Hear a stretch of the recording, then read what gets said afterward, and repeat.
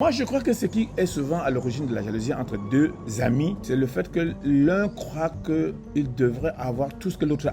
Il m'a dit qu'il évite avoir des nouveaux amis parce qu'il est millionnaire, il a d'argent aujourd'hui. Parce que ce serait une amitié de circonstances avec des calculs.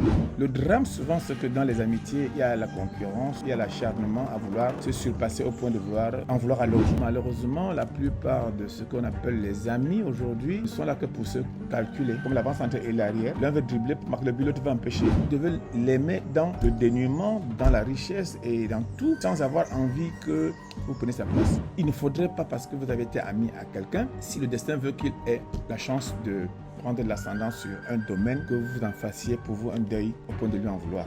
Parce que, comme disait souvent ma mère, c'est à la fin de sa vie qu'on fait son vrai bilan. Donc là, on est réunis pour tes 75 ans. Toute la famille s'est mobilisée, enfants, petits-enfants, pour venir te souhaiter cet anniversaire. Qu'est-ce que ça fait d'avoir 75 ans? Quand on a 75 ans, comme c'est mon cas depuis 72 heures, j'avoue que l'on prend conscience, surtout quand dans votre entourage, lors de la cérémonie de bon anniversaire, tout le monde vous le dit. Parce que très souvent, on ne voit pas le temps passer. Surtout après un certain âge, on ne voit vraiment pas que l'on prend de l'âge. Et quand vos enfants, vos petits-enfants, vos amis, les quelques-uns que vous en avez encore, vous disent bon anniversaire du fond du cœur et vous rappellent que vous avez 75 ans, vous prenez conscience que vous avez déjà fait un chemin dans la vie. Et c'est une joie immense qui devrait être d'abord une reconnaissance de la grâce divine. D'autant plus que quand on revoit son passé, beaucoup de ceux avec lesquels on avait fait cette longue marche sur la planète Terre sont partis. Et que vous n'êtes pas là parce que vous avez eu peut-être quelque chose de spécial, peut-être que le destin a voulu que vous fassiez des vieux os. Et vous commencez à être humble, vous dites merci au Seigneur, merci à ceux qui vous le disent. Et ça vous rend un peu plus responsable. Quand on est père, grand-père, et que l'on voit sa progéniture ayant une santé, disons, bonne, et un moral bon. Et j'ai dit merci au Seigneur une fois de plus. La cérémonie a été marquée par le fait que deux de tes amis nous ont fait comprendre que vous étiez amis depuis, pour l'un 50 ans, pour l'autre 60 ans. 60 ans d'amitié. C'est toute une vie. Ouais. Comment on fait pour être amis aussi longtemps? Je ne sais pas pourquoi est-ce que cela arrive souvent, mais il se trouve que dans la vie, le destin peut vous mettre en rapport, peut mettre deux êtres humains en rapport qui ont ce que j'appelle une admiration, une complémentarité dans l'appréciation. Le drame souvent, c'est que dans les amitiés, il y a la concurrence, il y a l'acharnement à vouloir se surpasser au point de en vouloir à l'autre. Par contre, il y a des êtres humains avec lesquels, quand vous êtes en contact, vous avez l'impression que l'un est l'autre et vous vous appréciez, même s'il y a de l'adversité, ce n'est pas dans l'intention de détruire l'autre, mais vous avez l'impression que sa réussite est un peu la vôtre. Et ça fait un en deux.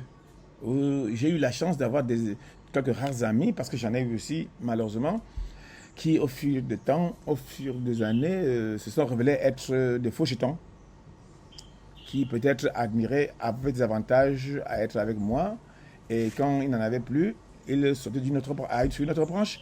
Non, la vraie amitié, ça ne s'explique pas. Il y a eu la Boétie et Montaigne, parce que c'était lui, parce que c'était moi. Et mon ami de 60 ans, par exemple, nous avons une admiration réciproque qui est sans borne. Nous avions eu des compétitions scolaires quand nous étions encore à l'école. Et ce n'était que les notes scolaires qui étaient l'objectif pour nous de partager. Et nous avions une émulation sans limite. On a fait de la 5e en terminale sur le même banc. Et on a tous eu les examens. On avait plus à lutter pour que le professeur mette ma copie avant la sienne. Et on n'avait aucune jalousie. Non. Je l'admirais et même je l'ai beaucoup admiré. Et il m'a révélé aussi qu'il avait une admiration pour moi. Donc on était deux en un. À l'école encore, on peut se dire que les chances sont à peu près équitables. Ouais. Mais quand la vie démarre, on peut avoir le sentiment qu'il y a des injustices. Comment ça se fait que ce soit Philippe qui soit directeur de banque et pas moi? Comment ça se fait que ce soit lui qui se marie et pas moi? Il achète sa voiture et pas moi? Rapidement, la jalousie peut se mêler. C'est vrai. Moi, je crois que ce qui est souvent à l'origine de la jalousie entre deux amis qui, au départ, n'avaient pas d'antagonisme, c'est le fait que l'un croit qu'il devrait avoir tout ce que l'autre a. Tout à fait. Chacun a son itinéraire. Hein. Il peut être aujourd'hui plus riche que moi et demain, je suis plus riche que lui.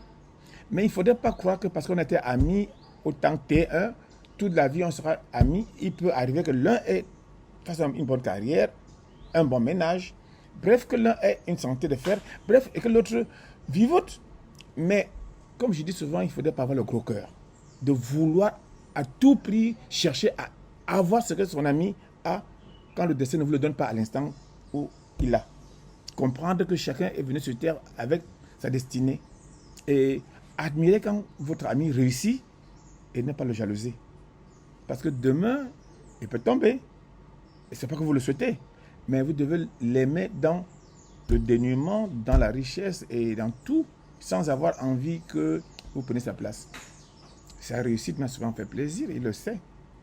Et je ne crois pas qu'il était jaloux quand j'ai eu la chance d'avoir à un moment donné été au-dessus. Au contraire, c'était lui, c'était moi, c'est mon ami. D'ailleurs, on s'appelle mon ami. Il est milliardaire, il a tous les biens, il est lourdement financièrement assis. Mais je ne vois pas ça comme étant quelque chose qui me gêne, puisqu'il me dit que j'ai une santé qu'il n'a pas. Et il m'a mis sur un certain point. Moi, il a des choses qui sont adorables, que j'admire et que je lui souhaite, que je lui dis franchement que bravo. Il me dit non, attention, tu as aussi des choses, des qualités que j'admire en toi. Ah bon, donc on est complémentaires.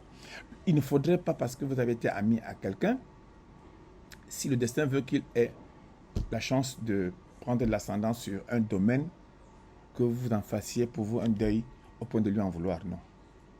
Parce que, comme disait souvent ma mère, c'est à la fin de sa vie qu'on fait son vrai bilan.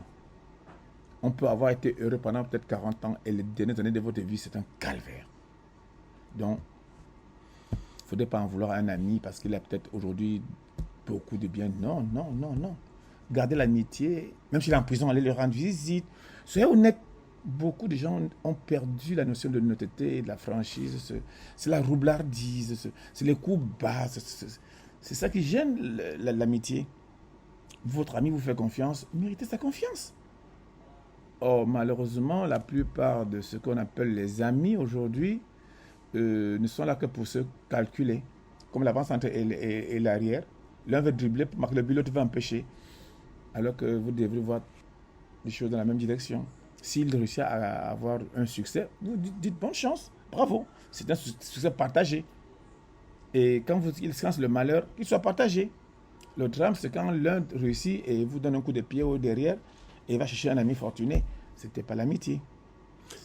Dans votre cas d'espèce, tu l'as dit, ton ami, celui dont on parle là, il est milliardaire. Tu ne l'es pas. Tu en es même loin. L'une des craintes qu'on a, c'est que quand on a quelqu'un qui est très riche, c'est que les gens l'approchent par intérêt. Oui. Et toi, par contre, ce qui est très frappant, c'est que tu n'es pas le genre de personne qui demande, qui est là, dit donne-moi ci, donne-moi ça.